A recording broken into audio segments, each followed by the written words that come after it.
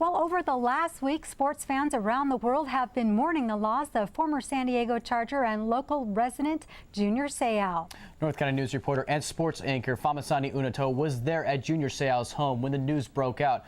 Fa'amasani, tell us more about this incident. Well, Tyler, it was a very devastating moment for the family, friends, and sports fans alike.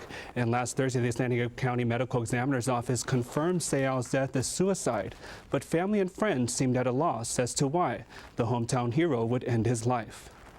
It's been nearly a week since emergency crews responded to a report of a possible suicide at Junior Seau's beachfront home in Oceanside. The 43-year-old was found wounded with a pistol by his side, and medics pronounced him dead at the scene. But the question still remains, and that is why. Junior's pastor, Sean Mitchell, tries to make sense of the tragedy.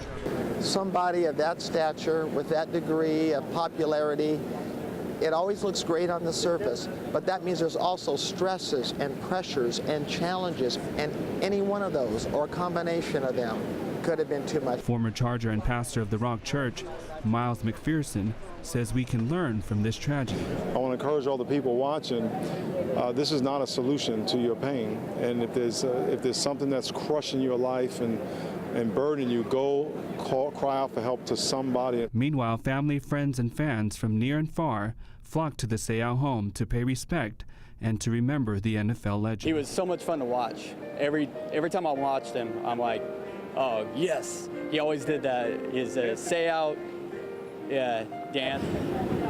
Junior took in battered women. He used to bust them in on the holidays, like Thanksgiving or Christmas, and he'd feed every one of them.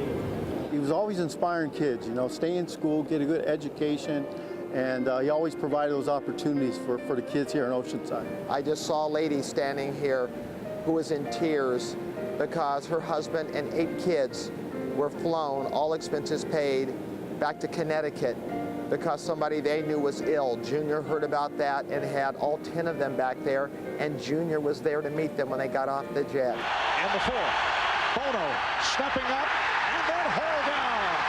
Junior Seau with the sack. Seau played 20 seasons in the NFL, mostly for the Chargers, also for the Miami Dolphins and the New England Patriots.